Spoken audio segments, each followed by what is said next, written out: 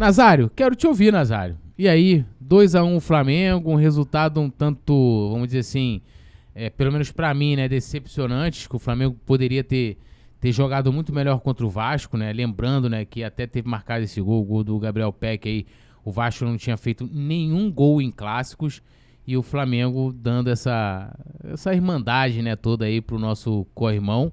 Mas eu quero te ouvir, sua análise agora geral de Flamengo 2, Vasco 1. Pois embora 3 pontos no bolso, vitória em cima do Vasco, mas a maneira como a vitória se construiu, ela foi de uma certa forma sofrível, né? Porque o Flamengo com mais jogo, com mais volume, com um elenco muito mais qualificado tecnicamente, taticamente muito bem postado em campo, mas com algumas travas, né?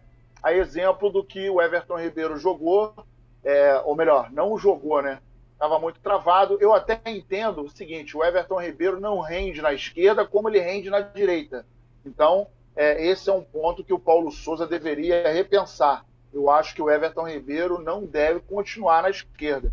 Ele deveria cair para o lado direito, que é onde a gente sabe que ele rende mais. Então, se ele já não está numa boa fase, caindo pela esquerda, então, eu acho que a tendência é não melhorar. E aí a gente viu que o seu ídolo, né, o seu jogador predileto, o Andreas, ele vai se consolidando em cada jogo que a gente está vendo. Ele perdeu aquela bola fatídica para o Palmeiras e agora ele perde uma bola em que resultou num gol do Vasco da Gama, né? Então, assim, o Flamengo, até sair o segundo gol, a gente estava vendo um Vasco muito mais aplicado, um Vasco vibrando a todo momento, e um Flamengo sonolento, um Flamengo desligado, um Flamengo com pouquíssima velocidade e a entrada do Marinho muito tardiamente, na minha opinião. O Marinho tinha que ter entrado logo aos 10 primeiros minutos, máximo 15 primeiros minutos do segundo tempo. Então, o Flamengo, com isso, perdeu muito. E aí, em dado momento, o Flamengo começou a dar bola longa, bola dentro da área. Esse não é o jogo do Flamengo. A proposta do Flamengo com esse elenco não é essa. A proposta do Flamengo é jogar perto, é triangular, é fazer as jogadas ofensivas curtas, e aí uma ultrapassagem, uma infiltração, uma bola no fundo. Mas, porra, esse negócio de ficar levantando bola, lançamento longo, não é do Flamengo. Tanto que nenhuma das bolas acabou resultando em nada produtivo. E aí o Flamengo foi se arrastando. E, para nossa sorte, né, graças a Deus, a gente tem um cara como o Arrascaeta, que é um gênio, né, que é um cara que, quando pega na bola, às vezes você pensa que ele está morto. Ele não faz nada, mas se você reparar no replay, ele, quando domina a bola, ele já domina olhando para o goleiro. E aí ele já sabia aonde tinha que colocar. Pegou muito bem na bola, um belo gol, mas a vitória, né, não é reclamar, o Flamengo ganhou, ok, aí nós estaremos sendo resultadistas, e eu particularmente não sou resultadista. Eu acho que a gente tem que olhar, principalmente em matéria de futebol, você tem que olhar o todo, como se construiu essa vitória, né, e como que o Flamengo se comportou. O Flamengo se comportou de uma maneira que a gente não esperava. A gente esperava um placar elástico, até não é nem farra, mas pela diferença, né, de elencos aí, pela diferença técnica. E o Flamengo, até um dado momento, a gente estava sentindo que a coisa não estava do jeito que a gente gosta, né? Aquele tesão, aquela vontade de jogar, aquela garra. A gente não estava vendo isso. A gente estava vendo um Flamengo que parece que agora é a tônica do time, ficar pensando que a qualquer momento a gente vira o jogo. Então, eu acho que isso tem que ter uma conversa entre o Paulo Souza e o elenco, de que algumas coisas precisam ser mudadas. Hoje, por exemplo, a gente viu um Gabigol muito afastado da área, e aí a gente não viu nenhuma chance em que ele pudesse efetivamente estar de frente para o gol. Um Pedro que entrou e não foi municiado. Então, o Flamengo estava muito perdido do meio para frente. Não estava conseguindo jogar futebol. Ok que o Vasco estava fechado, mas essa parte a gente não está conseguindo desenvolver.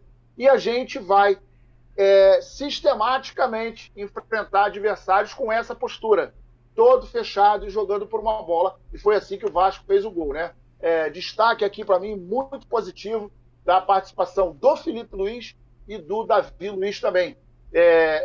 Eles se comportaram bem no jogo e uma colocação bastante interessante. No lance do gol, vai ter gente que vai falar que o Davi Luiz acabou falhando. Não acredito, não acho isso. Até porque ele era o último homem, então se ele desse o bote, a coisa ia complicar. Então ele foi segurando a onda até porque alguém pudesse chegar junto, mas ninguém chegou junto do Felipe Peck e a gente tomou aquele gol numa bobeira gigantesca, né?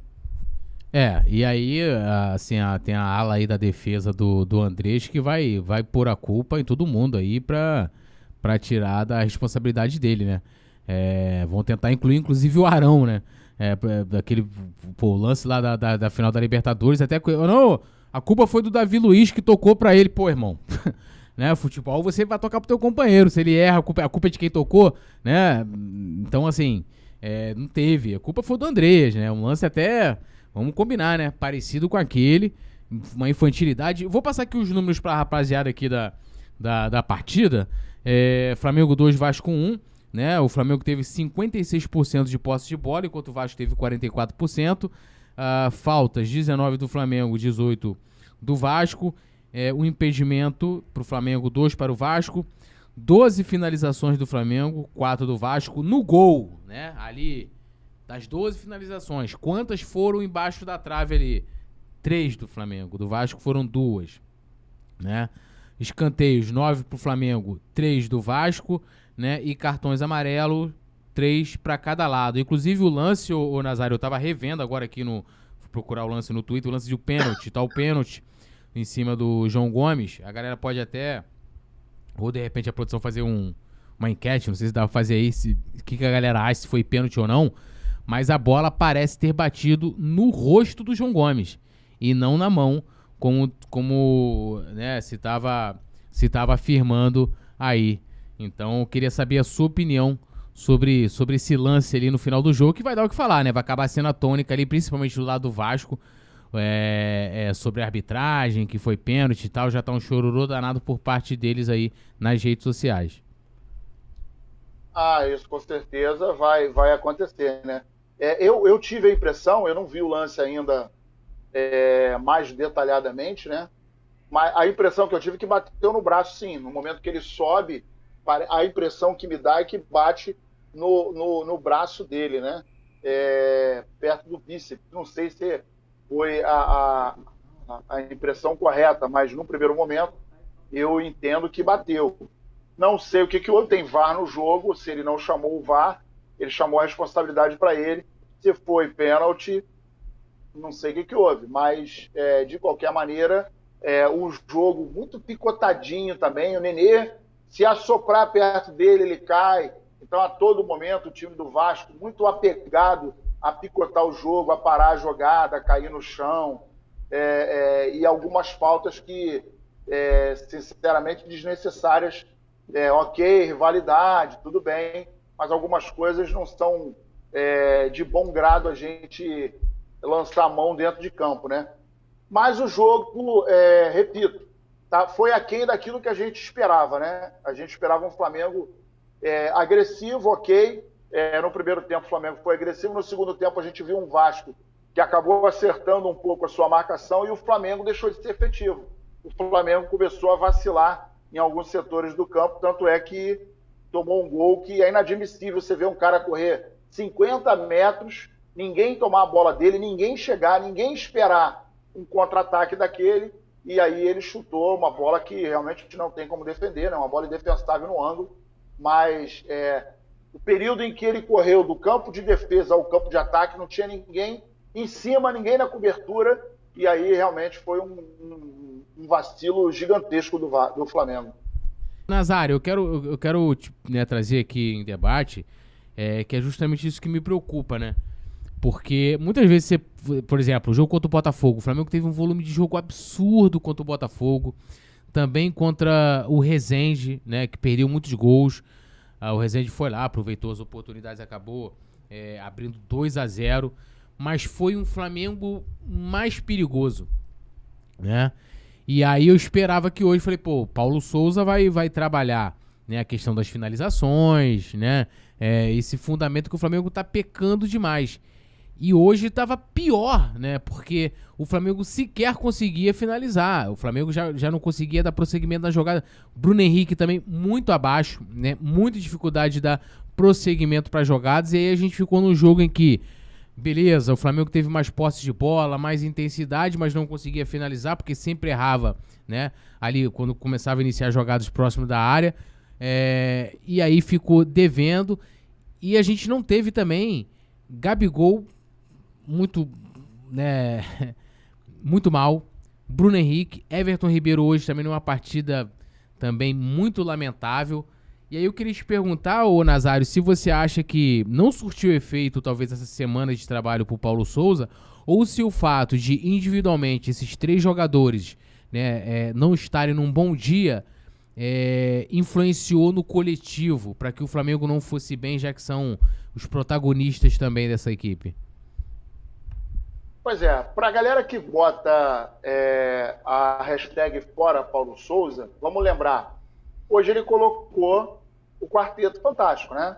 Então ele botou Everton Ribeiro, botou Arrascaeta, botou o Bruno Henrique e botou o Gabigol. Esse é o time que 100% da nação rubro-negra gosta de ver na frente. Ou eu estou muito enganado, mas eu acho que esse é o time. E aí dessas 4 peças, Bruno Henrique não jogou bola hoje. O Everton Ribeiro, nada jogou. O Gabigol, muito isolado de dentro da área, tentando fazer pelo lado direito, não recebeu uma bola em condições, e o único que salvou aí é o Arrascaeta, porque meteu o gol no segundo tempo. Porque até então ele não estava conseguindo conectar uma jogada. E aí a gente teve os 2 volantes trabalhando ali, o Andreas não conseguiu jogar bola, ele não produziu absolutamente nada, e o Arão foi o cara que no lance do primeiro gol estava naquela jogada ensaiada que ele vai para o primeiro pau, dá a casquinha de cabeça para colocar essa bola ou no meio da área ou atravessar para o segundo pau. Então deu errado naquele lance, ele virou, ajeitou o corpo, cruzou, o Felipe Luiz meteu o gol. E ali atrás, a nossa defesa não comprometeu. A gente tinha o Mateuzinho, que foi pouco acionado pelo lado direito, até porque o Flamengo estava tentando jogar muito por dentro, e aí pouquíssimas vezes usou o lado direito. O Everton Ribeiro, já falei, né, estava lá do lado esquerdo. Então a gente tinha do lado esquerdo o Felipe Luiz, que acabou fazendo o jogo, participou ali quase como mais um homem de meio campo, porque ele estava muito por dentro, até porque ele não tem... primeiro que ele não tem aquela característica de chegar no fundo, cruzar, etc., e ele não conseguiu fazer nenhuma jogada, que eu me lembre, se alguém lembrar aí, por favor, fale, mas eu não vi ele fazer nenhuma trama, nenhuma triangulação, nenhuma trama ali, nenhuma jogada 1-2 ali com o Everton Ribeiro, que estava atuando pelo lado esquerdo. E aí, o Davi Luiz, que fez uma partida ok, foi sucinto, foi preciso, foi cirúrgico, chegou bem, fez a falta no momento certo, dá muita qualidade dá muita qualidade na saída de bola, colocando algumas bolas pensadamente, né? Quando está muito embolado ali por dentro, muito tumultuado, muito congestionado, ele faz lançamento, fez 3, se não me engano, fez um pro Mateuzinho, fez um pro Bruno Henrique e fez um outro pro Rodinei, né? Só que o Rodinei não conseguiu entender. Então ele tem essa característica, ele tem esse passe longo, né? E o Fabrício quase fez um gol, né? Cabeceou, só que um pouco antes do gol, e acabou não conseguindo, a bola passou por sobre o travessão. Então, eu acho que dentro do consenso aí, o único que nós tiraríamos para começar o jogo seria o Andreas e colocar o João Gomes. O restante do time é o time que está desenhado na cabeça da galera. Só que o time não correspondeu. E a gente viu que o Bruno Henrique não estava bem, que o Everton Ribeiro não estava bem, que o Gabigol não estava bem, que o próprio Arrascaeta não estava jogando bem, não estava entregando a paçoca, mas ele não estava conseguindo dar passe, aparecer, não estava conectando jogada. Em função disso, O Flamengo fez o primeiro gol e estacionou. Estava com mais posse de bola, estava trocando da direita para a esquerda, estava pressionando, mas nada além disso. Tomou o gol, continuou sonolento, e aí, numa jogada de visão, de genialidade do Arrascaeta, ele dominou a bola, ele já dominou olhando para o gol, e aí colocou no cantinho direito, é a bola que ele vai pular 10 vezes e não vai conseguir defender, e foi isso que acabou com uma vitória. As modificações que o Flamengo fez, o Vitinho entrou e a gente pensou que ele fosse render um pouco mais. Até deu uma melhorada ali pelo lado esquerdo, mas foi aquém do que eu estava esperando. O Marinho não dá nem para avaliar porque ele entrou tarde. Eu gostaria que ele entrasse um pouco mais cedo. O João Gomes, ele dá mais segurança ao meio. Quando ele chega ali, você vê que ele está mordendo, ele está marcando, ele está tomando conta do setor ali com muita propriedade. Então, eu acho particularmente, que esse, fora Paulo Souza, aí vai botar quem? Pega mais um, bota aí 3, 4 jogos, não encaixa. A verdade é que o Flamengo não conseguiu se encaixar dentro das suas características. E as peças que estão dentro de campo são a que nós conhecidamente já estamos cansados de ver jogar. Então, o time não foi bem. E a culpa é do Paulo Souza? Pô, pelo amor de Deus, né?